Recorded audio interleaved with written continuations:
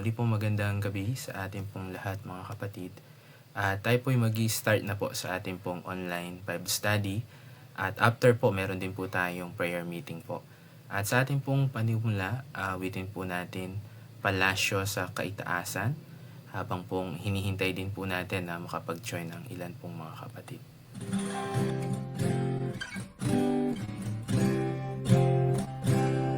Kahit na kubo ang aming tahanan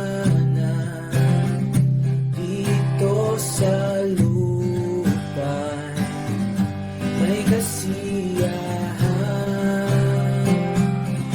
pagkat sa langit ay nakikita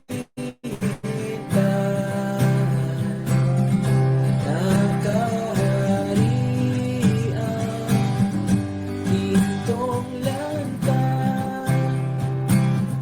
Ako'y may bahay na di masisira doon sa langit na walang hanggan. Wala nang hapis at laging sariwa sa piling ng Diyos na mayaman. Kahit sa buhay na ito'y mahirap, ang kaulayaw ay usad saklang. Walang sarili, tirahan tiyan doon sa langit. Ako'y may lahat, ako'y may bahay na di masisira doon sa langit na walang hanggan.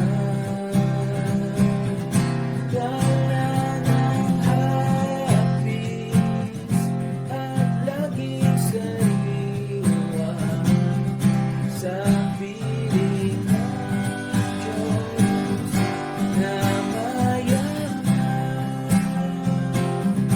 Huwag maawa sa kalagayan ko, pagkat sa langit ang aking tulong. Pansamantala naglalakbay dito hanggang bumato sa palasyo. Ako'y may bahay na di masisira doon sa langit na walang hanggan. Wala nang hapis at laging sariwa sa piling ng Diyos na mayaman.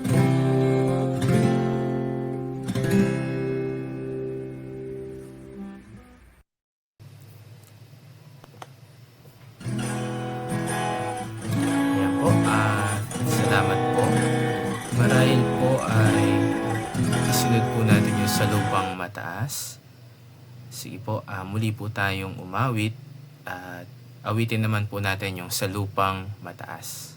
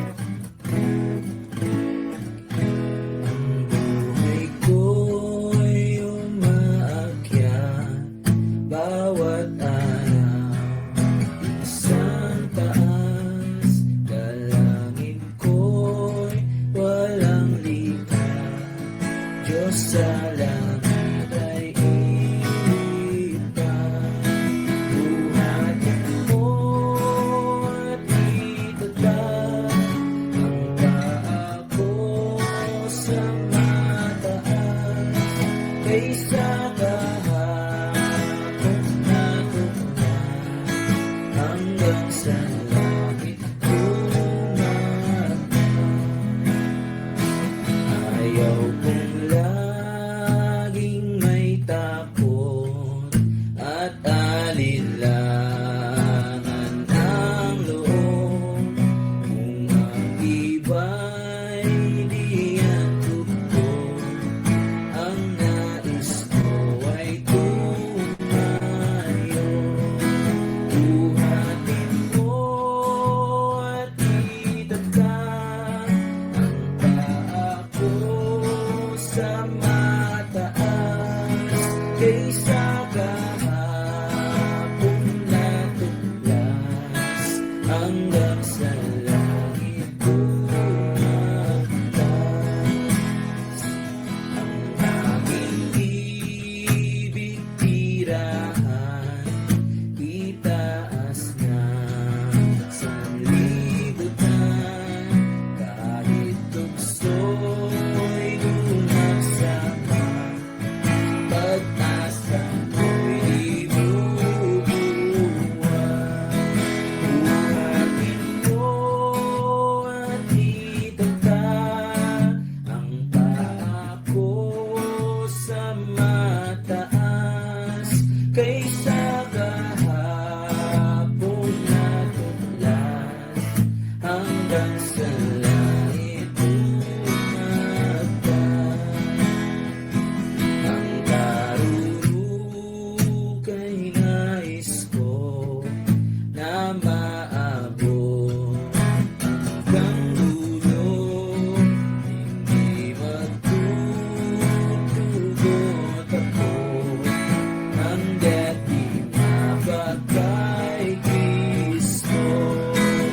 Buhatin mo at itatag ang paa ko sa mataas, kaysa kahapon na tuklas hanggang sa langit tumakas.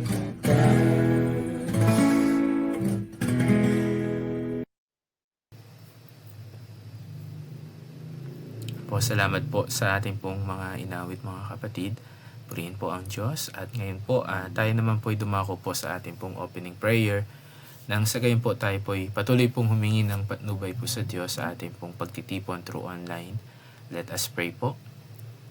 Ama namin Diyos na dakila, banal at makapangyarihan sa lahat, nagpapasalamat po kami, Ama, sa buong linggo na pag-iingat niyo po sa bawat isa po sa amin. At sa muli pong pagkakaloob po sa oras po na ito ngayong pong gabi para po sa amin pong pagtitipon through online. Patuloy po, Ama, ang dalangin po namin ang inyo pong pangunguna sa amin pong muling pag-aaral ng inyong pong mga salita. Dalangin po namin na kami po na makakapakinig. Patuloy po ang banal na Espiritu ang gumabay po sa amin. At ganoon din po sa lahat po ng maabutan through online ng inyong pong mga salita. Patnubayan po nawa ng banal na Espiritu ang aming pong puso't isipan sa mga salita po ninyo na mapapakinggan po. At ganoon din po aming pong dalangin ang pangunguna po ninyo sa inyong pong anak na gagamitin na maghahayag po sa inyong pong mga salita. At patuloy din po, dalangin din po namin ang mga kapatiran na hindi po namin kapiling po ngayon pong oras po na ito sa aming pong online. Kaya rin po ang manguna at mag-ingat po sa kanila. At sa gabi po na ito, patuloy ito po ay aming pong pinagkakatiwala po sa inyo. At ang lahat po ng ito, Ama, ay aming pong hinihiling sa matamis na pangalan po na pong bugtong na anak na si Kristo Jesus. Amen. Yan po, muli po magandang gabi po sa ating pong lahat. Tayo po ay dadako na po sa ating pong pag-aaral ng salita ng Diyos. Binibigay ko na po kay Brother Wilson para sa ating pong Bible study. Gandang gabi po mga kapatid. Marahil ngayong gabi po ay magbibigay lamang ako ng maikling pag-aaral o pagbubulay.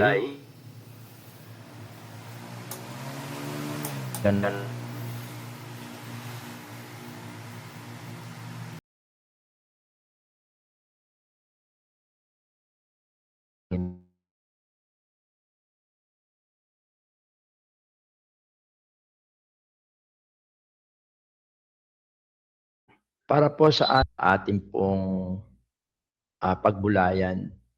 Una po ay dito sa Galacia, Kapitulo 6, talatang 2, Galatians chapter 6, verse 2,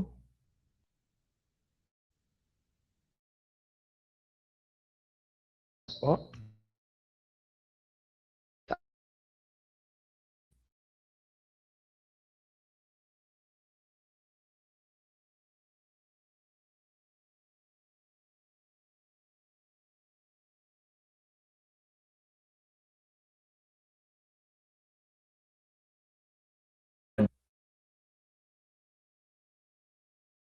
One another's burden, fill the law of Christ.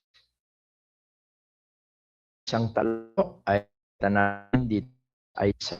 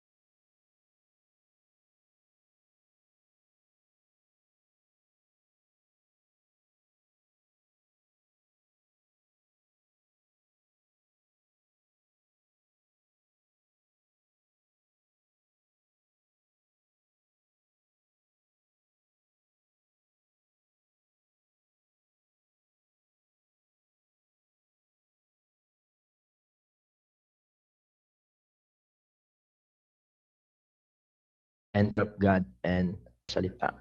Ipagpaumanin to, parang mahina ang aming internet connection.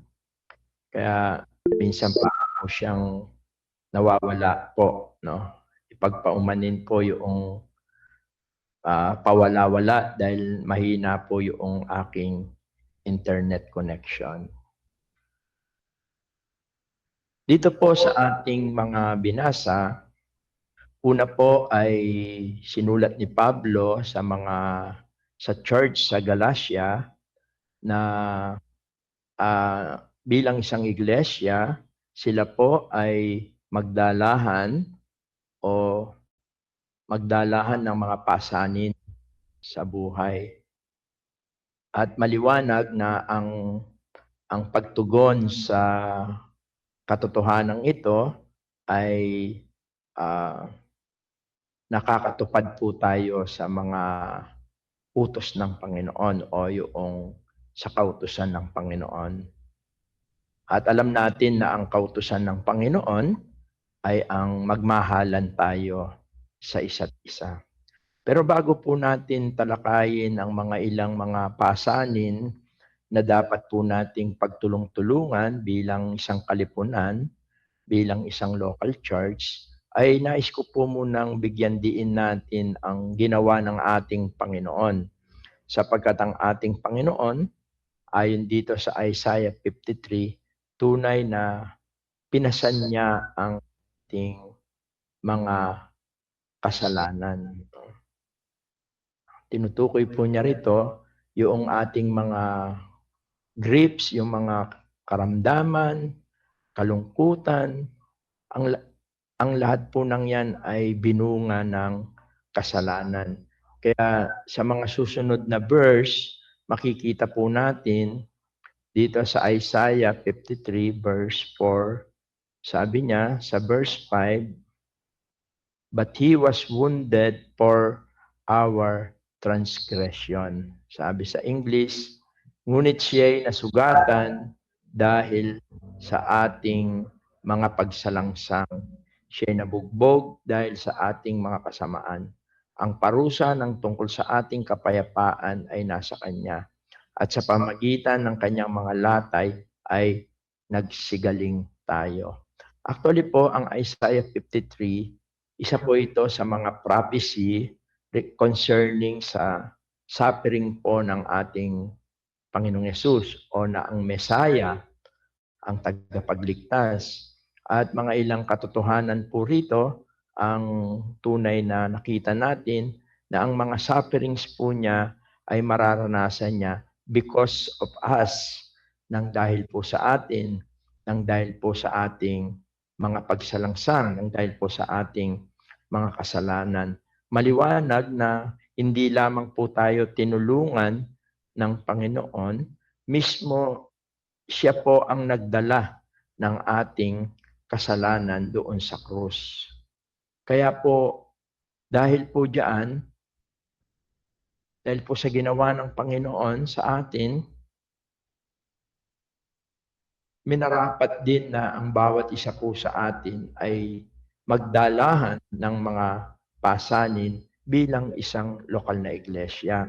Kaya yung Galatia 6:2 po, ating binasa rin, na kung saan sinasabi na bear you one another burden and so fulfill the law of Christ, ito po ay naka-address hindi lamang sa mga individual na mananampalataya, kundi ito po ay naka-address sa church doon sa Galatia. At yan po yung ating gusto ko rin na tignan po natin, no? Una, gusto ko pong tignan natin, ano po ba yung mga dinala ng Panginoon o pinasan ng Panginoon? Alam po natin na ang Panginoong Yesus ay wala po siyang kasalanan. Pero siya po ay naghirap, siya po ay napako sa krus, dahil po pasan-pasan niya ang kasalanan ng buong mundo. Maliwanag po yan na sinabi rin ni Apostol Pedro sa unang Pedro, tingnan po siguro marahil natin bilang ating reference dito sa ating pagbubulay, 1 Peter chapter 2 verse 24. Ang sabi po sa 1 Peter chapter 2 verse 24,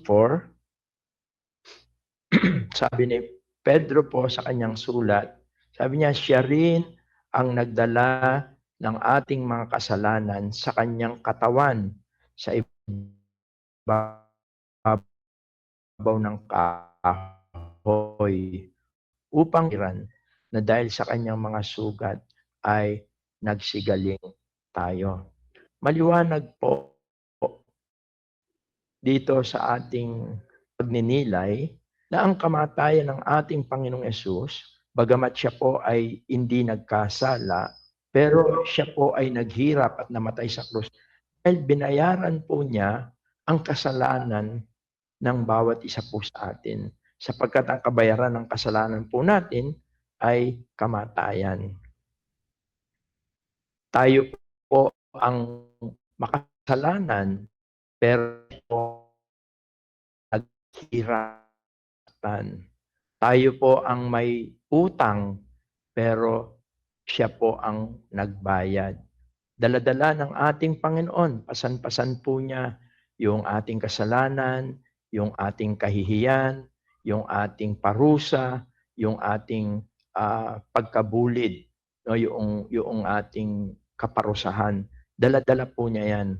Kaya isipin po natin, halimbawa po, mayroon tayong malaking pagkakautang na hindi natin kayang bayaran. Araw-araw po, tayo po ay pinupuntahan at tayo po ay sinisingil. Yan po ay nagdadala ng kabalisahan at kalungkutan. Pero isipin po natin kung mayroon pong bigla na dumating na nagbayad sa ating pagkakautang. Ano po kaya ang mararanasan natin na kung ang mayroon pong umako na nagbayad po sa mga utang natin? Nawalan po tayo ng pasanin. Ganyan po ang ginawa ng ating Panginoon sa pamamagitan po ng kanyang paghihirap, ng kanyang kamatayan, yung tinanggap niyang kahihiyan, ay yun po ay lahat ay ginawa niya sapagkat binayaran niya ang ating mga kasalanan. Inasan niya ang ating mga kasalanan. Siya ang nagbayad sa ating mga kasalanan sa pamamagitan po ayon dito kay Pedro ng kanyang katawan doon sa krus. Kaya yan po ay dahil sa pagmamahal ng Panginoong Diyos po sa atin. Minarapat niya kay anak na si Jesus, niyang bugtong na anak na si Jesus, ang siyang magpasan ng lahat ng hirap para po tayo na mga sasampalataya sa ating Panginoong Yesus ay magkakaroon ng kaligtasan at magkakaroon ng kalayaan, kapayapaan dahil kinuha na ng ating Panginoong Yesus, binayaran na niya ang mabigat na pasanin po natin at yun ang kasalanan. Kaya sa ganyang kalagayan tayo ay ginawa niyang lahat. Tayo ay at tayo ay naging isang lokal na iglesia. Kaya ang church po, naniniwala tayo sa biblical teaching na ang church ay hindi siya building, kundi ang church ay mga tao na tinubos ng Panginoon sa kanilang mga kasalanan. Kaya naman bilang church, sumulat si Pablo sa chapter 6 verse 2 na kung saan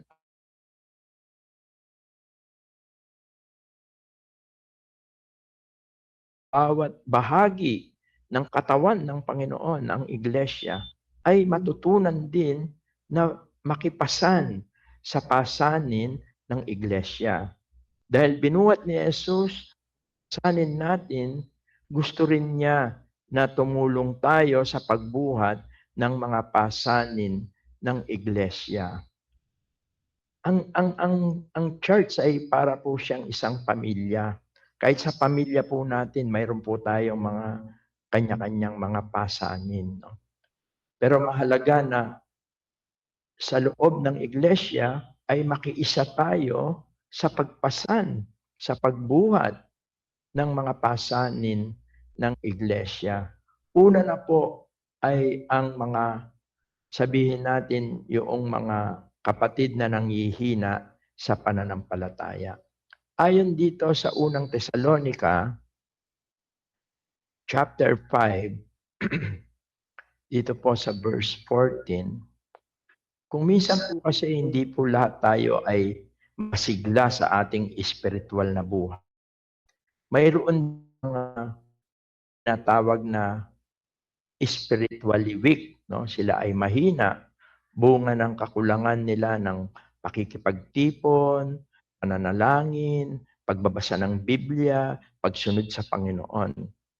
At kung minsan ang panghihinang ito sa kanilang spiritual life ay bunga ng pagbibigay nila ng malabis na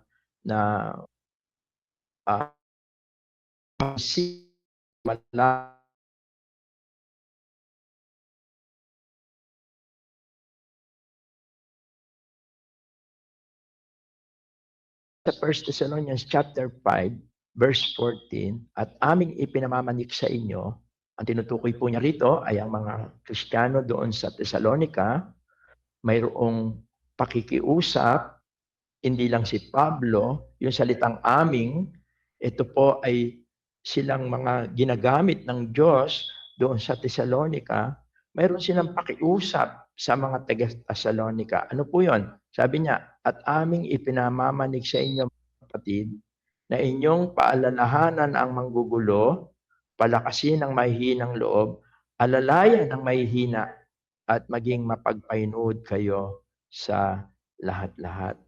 Kung minsan po, kailangan talaga natin po na tignan, no? At suportahan, tulungan yung mga mahihina sa pananampalataya. At kailangan din natin silang pagpasensyaan, mapagpainuhod, at lalo-lalo na ay masabihan kung ang isang mananampalataya ay nakakapag-cause siya ng kaguluhan sapagkat alam natin na ang Diyos ay Diyos ng kaayusan. palakasin ang mahihinang loob. Yun yung encouragement. Isa itong pasanin ng iglesia. Sapagkat kung hindi po tayo magtutulungan sa pagsuporta, sa pagtulong sa kanila, sa pagpapasensya sa kanila, ang church ay hindi siya susulong ng mabilis. Ito ay magiging pabigat sa loob ng iglesia sapagkat ito ay magko-cause ng pagbagal ng pag-unlad o paglago ng isang iglesia. Kaya ito yung mga bagay na kailangan nating pagtulong-tulungan, no? Ating tulungan po yung mga mahina sa pananampalataya. Mayroon din mga yung mahihinang loob, yung emotional, no? Mayroong mga sila ay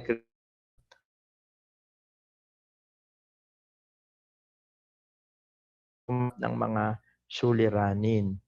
Maganda po na tulungan din ang mga tao na yan, no? Yung emotional sa mga problema nila. Sabi nga sa Romans chapter 12 verse 15, kung kailangan tayong makiramay sa kanila, makiiyak sa kanila, no?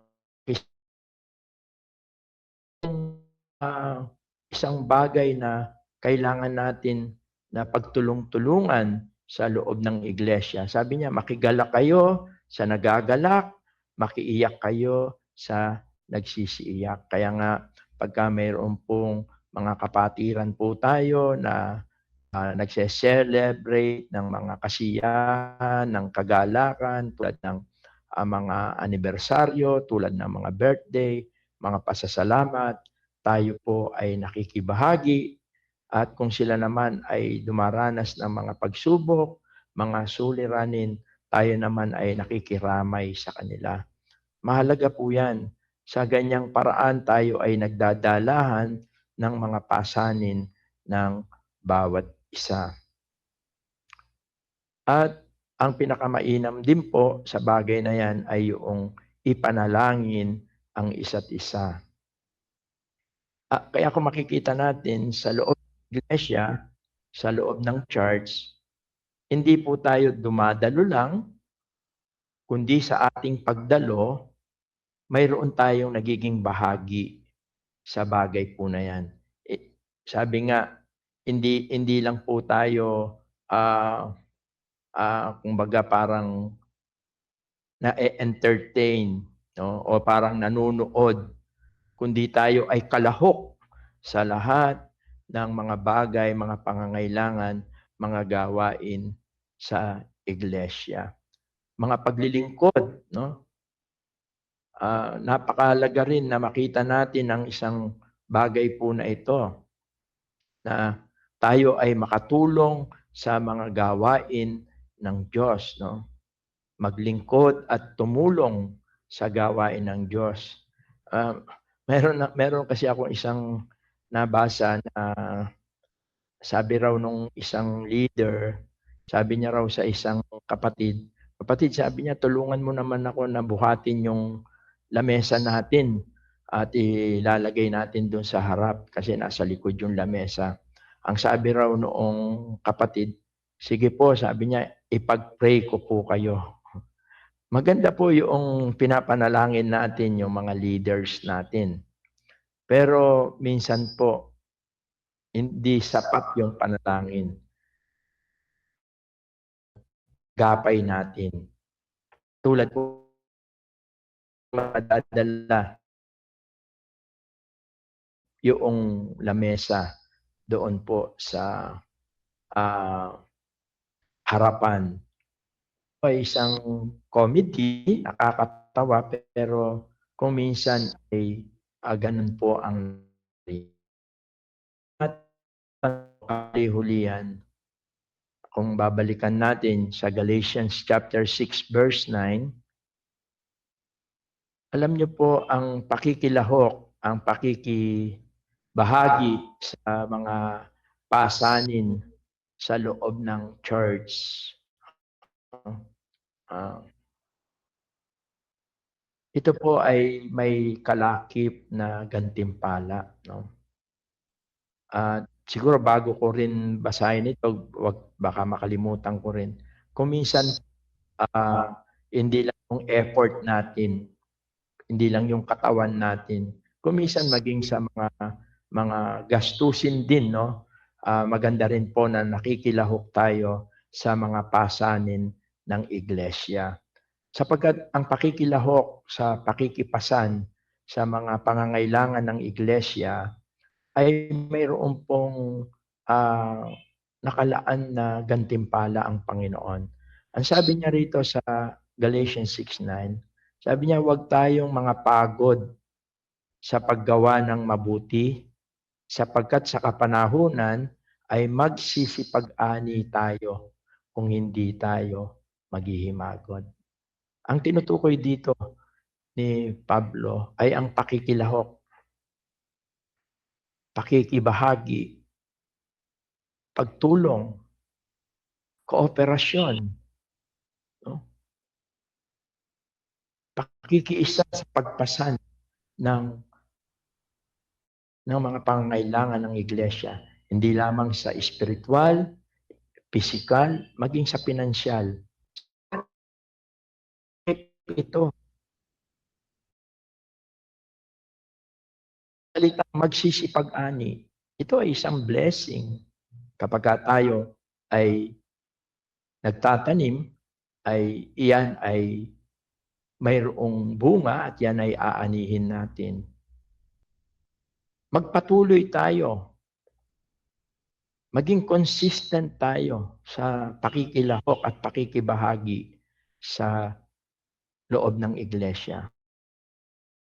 Kaya nga, samantalang tayo'y may pagkakataon, ay magsigawa tayo ng mabuti sa lahat at lalong-lalo na sa mga kasangbahay sa pananampalataya. Ang salitang kasangbahay ay pamilya, no? At ang tinutukoy dito ay walang iba kundi ang local church. Mga kapatid, mayroong blessing sa pakikilahok, pakikibahagi, pakikipasan sa mga iba't ibang mga pangangailangan ng ating iglesia.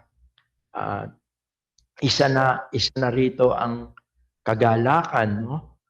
Sabi nga sa Acts 20:35, it is more blessed to give than to receive. Siguro buksan po natin 'yon sa mga Gawa chapter 20. Gusto ko pong makita natin na hindi po kawalan sa isang Kristiyano ang pakikibahagi, no? O ang pagtulong o ang pagbibigay. Sabi rito sa Gawa 20 verse 30. Nagbigay halimbawa ako sa inyo sa lahat ng mga bagay na sa ganitong pagpapagal ay dapat kayong magsisaklolo sa mahihina at alalahanin ang mga salita ng Panginoong Yesus. Siya rin ang may sabi, lalo pang mapalad ang magbigay kaysa tumanggap. Una, si Pablo po, sinasabi niya rito na siya ay naging halimbawa. Ibig sabihin, sa buhay ni Pablo, makikita mo yung kanyang pakikibahagi sa lahat ng aspeto ng pangangailangan ng iglesia.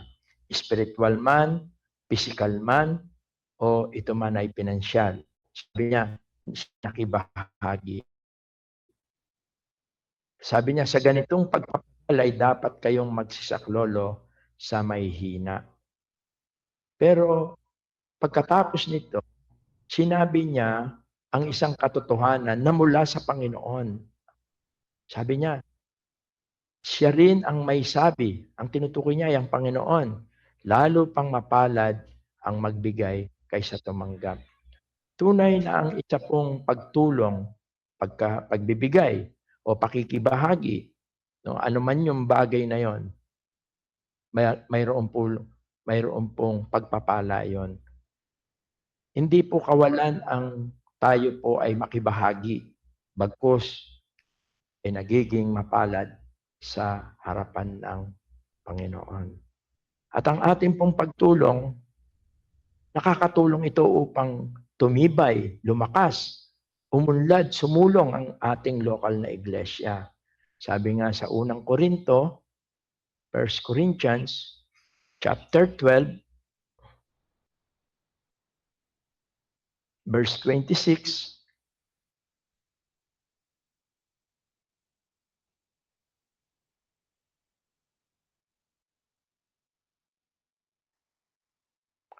ito po ang ating mababasa.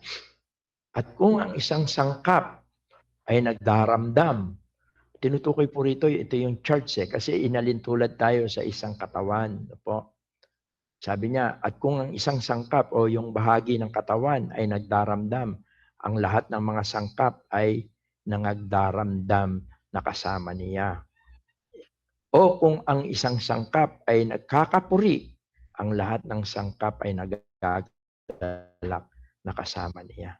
Anumang tagumpay ng iglesia, anumang tagumpay ng bawat isa na sangkap o bahagi ng katawan ang iglesia, ang lahat po ay nagkakaroon ng kagalakan at pakinabang. Subalit kung ang isa ay nagdaramdam, humihina, ito po ay nakakaapekto rin sa buong katawan. Kaya nga dito sa verse 27, sabi ni dito sa unang Korinto 12 verse 27, kayo nga ang katawan ni Kristo at bawat isa'y sama-samang sangkap niya. Isang blessing kapag tayo nagkakaisa, nagtutulong-tulong, yung may natutulungan, tayo ang ay nagiging malakas, no?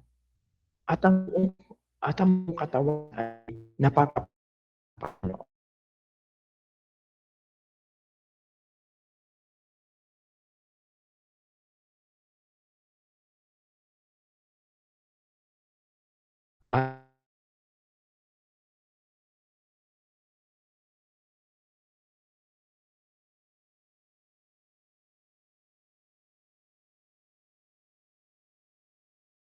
Verse 20, ang isang tapat ng Panginoon. Sabi rito, sinabi sa kanya ng kanyang Panginoon, mabuting gawa, mabuti at tapat na alipin. Nagtapat ka sa kakaunting bagay, pamamahalaan kita sa maraming bagay. Pumasok ka sa kagalakan ng iyong Panginoon. Una dito sa talatang ito, tumutukoy ito sa pagharap natin sa Panginoong Yesus. At makikita natin ang Panginoon, bagamat siya'y nasa langit, at yung mga lihim na ating pakikidala, no? Pakikipasan sa mga pasanin ng iglesia, sa lahat ng ating ginagawa para sa iglesia, ang lahat ng ito'y nakikita ng Panginoon. At darating ang araw, gagantimpalaan ng Panginoon. At kung minsan, dito pa lang sa lupa, ay pinararanas na niya ang mga gantimpala na ipinagkakalob niya. Sapagkat hindi niya po tayo pababayaan. Siya rin ang magbibigay sa atin nang sa gayon ay tayo ay makapagpatuloy sa pakikibahagi. At yun ang blessing ng Panginoon. The more you participate, the more you bring burden, ang Panginoon bibigyan kanya ng lakas, bibigyan kanya ng resources para magampanan mo ang mga bagay na ito. Mga kapatid, dito sa ating pagbubulay, nakita natin una ang Panginoon, dinala niya sa kanyang pagmamahal sa atin. Dinala niya ang mga pasanin natin. At ngayon naman, bilang mga naligtas, mga sumampalataya, tinatawagan niya tayo na makibahagi sa pagbubuhat o sa pagdala ng mga pasanin ng iglesia. At sa ganitong paraan, sabi niya, natutupad ninyo ang kautusan ni Kristo. Ano po ba ang kautusan ni Kristo? Maliwanag na iisang utos lang ang kanyang iniwan. No? Doon sa John chapter 13, makikita natin, John chapter 13, verse 35 ata yun. Tingnan lang natin. Dito na tayo magwawakas. Ano ba yung utos ng Panginoon? Dito sa verse, simulan muna natin. Dito sa talatang John 13 verse 34. Sabi niya, isang bagong utos ang sa inyo'y ibinibigay ko, na kayo mga ibigan sa isa't isa, na kung paanong iniibig ko kayo, ay mag-ibigan naman kayo sa isa't isa.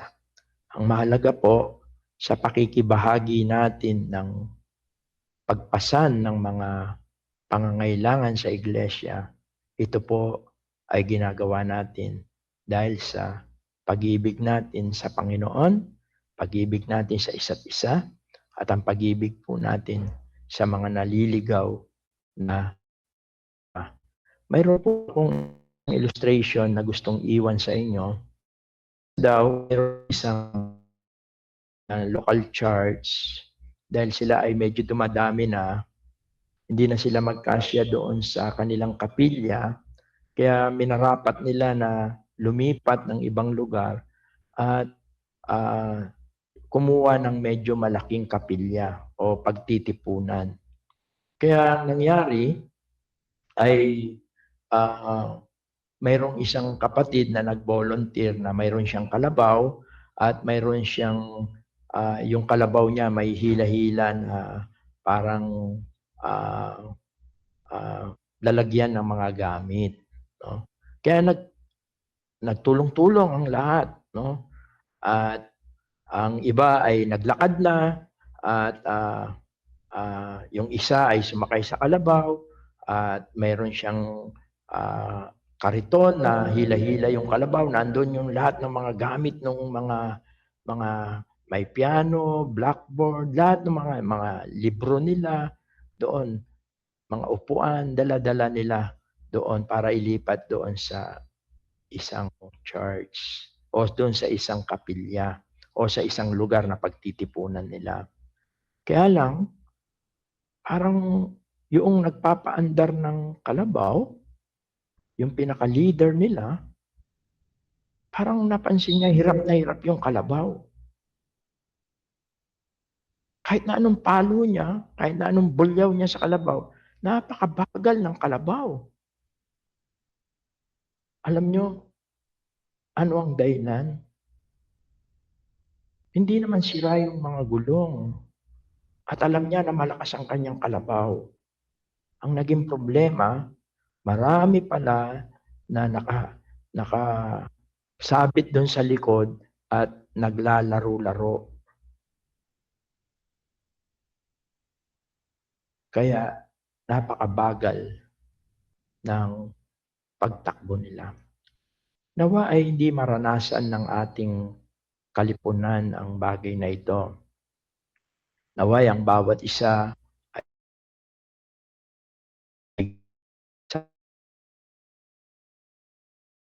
ay tulong-tulong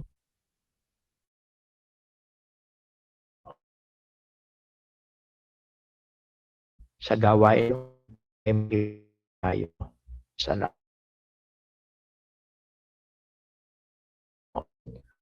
ating mga kasalanan ay atin namang pasanin mga pangangailangan ng kanyang iglesia.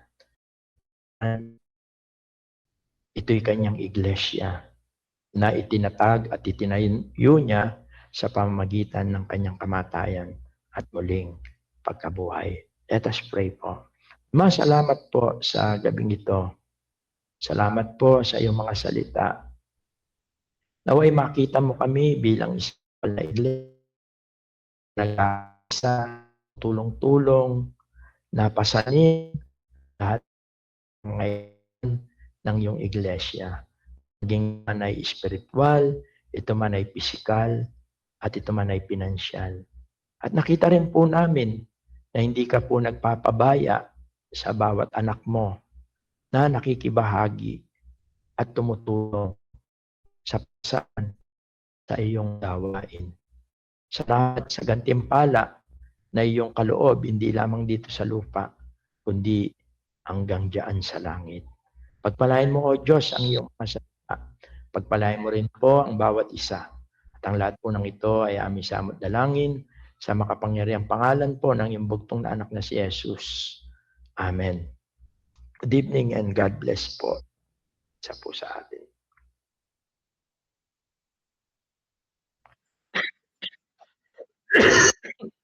Excuse.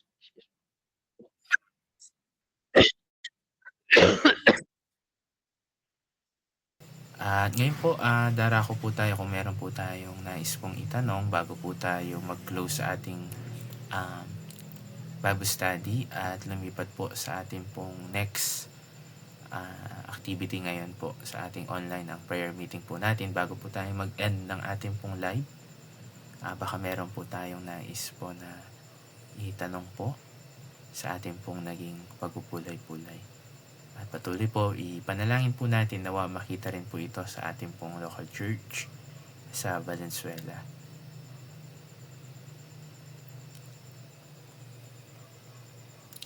Okay po, marahil yung ating pong silence ay nangangahulugan po nawa na ito po'y naging maliwanag po ang ating pong napakinggan po ngayon pong gabi. At tayo po ay magwakas pa po sa isang panalangin nang sa gayon po atin din pong ipag-pray po ang ating pong magiging online prayer meeting. Sige po, let us pray po. Muli po tayo po ay manalangin. Ama namin Diyos na dakila, banal at makapangyarihan sa lahat. Muli po Ama, nagpapasalamat po kami sa biyayang gabi po na ito. Ang dalangin po namin patuloy po sa amin pong mga napakinggan. Ang banal na Espiritu ang patuloy po na gumabay po. At hindi lamang po ito amin pong napakinggan, kundi ito po ay maisabuhay po ng bawat isa po sa amin at makita po sa inyo pong iglesia po sa Valenzuela. Salamat po sa inyo pong anak na ginamit, sa mga kapatid po na nag-join, nakiisa po sa gawain po na ito. Salamat po. At amin din pong dalangin po ang inyo pong pangunguna para din po sa amin pong prayer meeting po ngayong pong gabi. Muli po, ito pong lahat ay amin pong inadalangin sa matamis na pangalan po ni pong bugtong na anak na si Kristo Jesus. Amen. At ngayon po ay mag-e-end muna po tayo ng ating pong live sa ating pong Bible study.